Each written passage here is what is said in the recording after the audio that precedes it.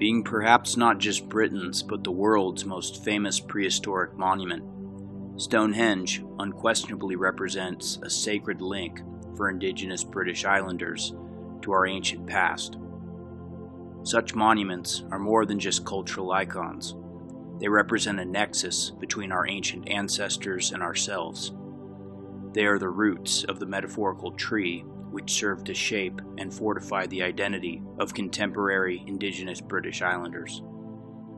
Of course, one way our enemies endeavor in destroying us and our future is to attempt to bastardize our past, to corrupt the story which serves to solidify our identity and validate our status as the Indigenous peoples of the British Isles, thus compromising the roots and poisoning the tree with malevolent chicanery. In previous videos, I've touched on globalist efforts to sacrifice our history on the altar of anti-white foreign inclusion and political correctness. In similar fashion, this video will focus on disingenuous efforts by our enemies in the media to attribute the construction of Stonehenge to peoples with whom Indigenous British Islanders share little to no ancestral heritage. Quote, "If we take the history of the oldest cathedral in Christendom and double it, we are still 1,000 years short of the time Stonehenge took to evolve." Unquote. Rodney Castleton, The Making of Stonehenge, 1993, page 3. The first people to build anything in the region Stonehenge now sits were Mesolithic hunter-gatherers. Using antler and stone tools, they dug 4 or possibly 5 large holes in the earth and erected some fairly large wooden posts. Now the wooden posts are gone, and the post holes are buried under a parking lot near the actual monument, marked only with large painted circles where the holes once were. About a year ago, the Marxian globalist media, who were dubiously in lockstep with the academic community, subsidized an unnecessarily large-scale amount of coverage to a genetic study conducted on one such Mesolithic Western European hunter-gatherer.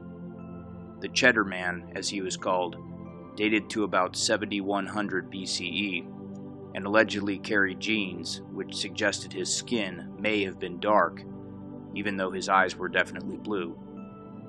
Anti-white, pro-migration journo activists at the BBC and elsewhere took this as an opportunity to push the narrative that Cheddar Man was categorically dark-skinned, even though the scientific community admitted that they had no way of being sure if he was.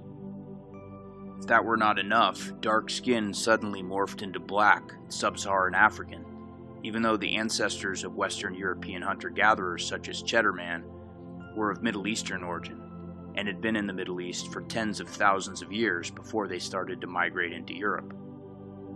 Thus, the Cheddar Man story was exploited by the Marxist media in an attempt to strip contemporary whites of their ancestral right to the British Isles, while simultaneously attempting to relativize and justify the contemporary invasion of non-white groups into Britain. We was Britons, etc., etc.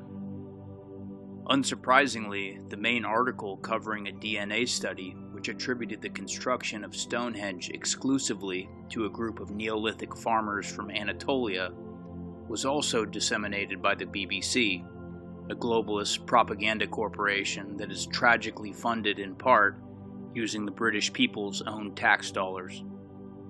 The BBC's article, and every other media outlet that piggybacked off of it, essentially lied by structure and omission. That is, they told a deliberate half-truth, perhaps even a quarter-truth, in their title. The BBC claimed that the Neolithic farming culture that was in Britain by 4000 BCE was Anatolian, but the study used by the BBC stated that the farmers were of Aegean ancestry, and only their farming methods were from Anatolia. And yes, I'm well aware that the eastern part of the Aegean Sea is off the western coast of Anatolia, but if you think I'm splitting hairs here, note that every outlet covering this story referred to the Aegean farmers as Anatolian migrants, and ensured that they mentioned that Anatolia is modern-day Turkey. One outlet even referred to these Neolithic Aegeans as quote-unquote Turkish migrants, even though Turkey and the Turkish ethnicity would not even exist until thousands of years after the time period in question. I'm going to go out on a limb here and speculate that this quote-unquote error was done willfully because Turkey is now associated with Islamic civilization, while the Aegean is associated with Greece and Western civilization. Moreover, it should be understood that the route taken by the Aegean farmers was very similar to the route taken by current Saracen and sub-Saharan invaders into Europe.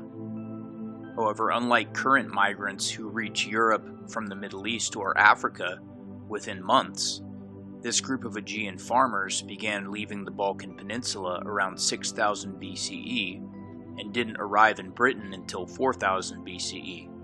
So it took them about 2,000 years to finally reach Britain. Think of how long this period is in anthropological terms, how much a human group from the Aegean could change after slowly spreading through Europe for 2,000 years. In an attempt to further blackwash the construction of Stonehenge, the BBC article threw in a picture of the debunked 3D model of Cheddar Man, looking very dark indeed, just for good measure, even though, as mentioned, the culture Cheddar Man belonged to only dug 4 or 5 post holes and erected some totem pole-like objects in the area where Stonehenge was eventually built. The BBC journo activists knew that a layman reading the article and looking at the photos would likely not understand the difference between Cheddar Man, a Western European hunter-gatherer who lived in 7100 BCE, and the Neolithic Aegeans, who were a completely different group who have been genetically confirmed to have lighter skin. Furthermore, the BBC implied this Neolithic Aegean culture built the monument, which implies they built the entire monument, and thus is a lie by omission. I'm going to explain to you why I think it is highly unlikely the Neolithic Aegeans exclusively built what are considered the most impressive and famous aspects of the Stonehenge monument. Some previously overlooked stone and wooden structures near Stonehenge, dating back to 4000 BCE, may have been a settlement used by the Aegean farming culture that constructed the initial phases of Stonehenge.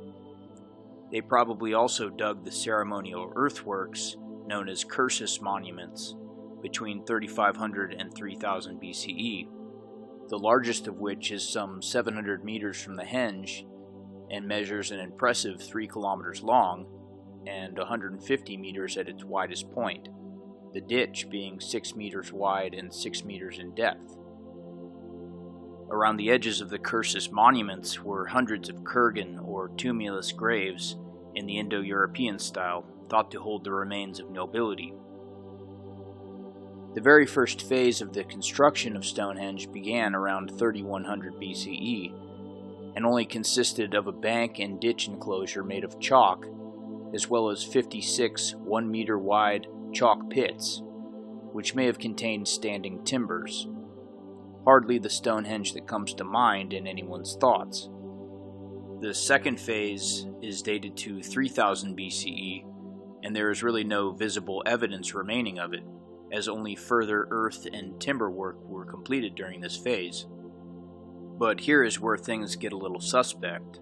The third phase began in 2600 BCE, and this is when the Aegeans supposedly began using stone instead of timber. Given that they had been using nothing but timber to construct Stonehenge up until this point, and they were largely isolated on the island of Britain, I find it questionable whether the Neolithic farmers in Britain had the technology to cut, move, and erect these massive stones, some weighing up to 50,000 pounds, especially considering that the stones used for construction were quarried at a site in modern-day Pembrokeshire in Wales, which is 290 kilometers or 180 miles away from Stonehenge. Most depictions of Neolithic Aegeans moving the stones portray them using timber, ropes, and large teams of laborers to accomplish the task. But I have a slightly different theory. I think that the Neolithic Aegeans did not simply decide to take it upon themselves to start using stone to build the monument. I think the builders stopped using more primitive materials because around 2600 to 2500 BCE, they were replaced by new builders belonging to a more advanced culture.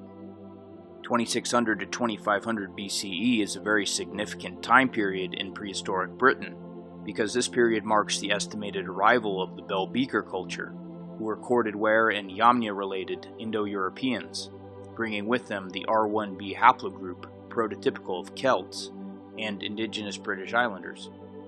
It is also well documented that, soon after they arrived in Britain, the Bell Beaker almost completely replaced the Aegean Neolithic population. The largest ancient settlement found in the area of Stonehenge is some 3 kilometers to the northeast. It is estimated to have been the largest village in northern Europe during the time period, and was in use between 2800 to 2100 BCE, when the main construction of Stonehenge was being completed, and the Bell Beaker culture was replacing the Neolithic Aegeans. Durrington Walls, as it is now called, may have contained about 1,000 structures inhabited by perhaps 4,000 people. The Bell Beaker culture had domesticated horses, advanced wheel technology, and metallurgic capabilities. They were better equipped with the technologies requisite to cut and transport the massive saracens and bluestones from the quarries in the Welsh Hills.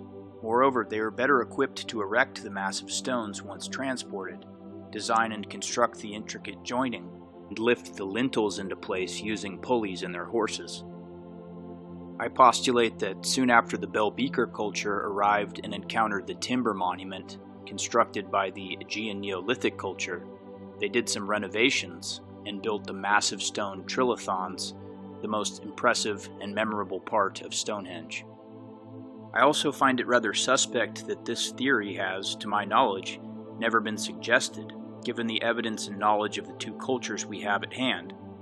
Could it be the reason no one has theorized that the Bell Beaker put the stone in Stonehenge is because they are the closest prehistoric relative of modern indigenous ethnic groups of the British Isles? Given the recent amount of overt anti-white historical revisionism, the socio-politically motivated twisting of historical narratives to attribute any significant ancient European accomplishment to non-Europeans, it is hard to trust any narrative coming from the Marxist-dominated academy anymore, but I'll let you decide.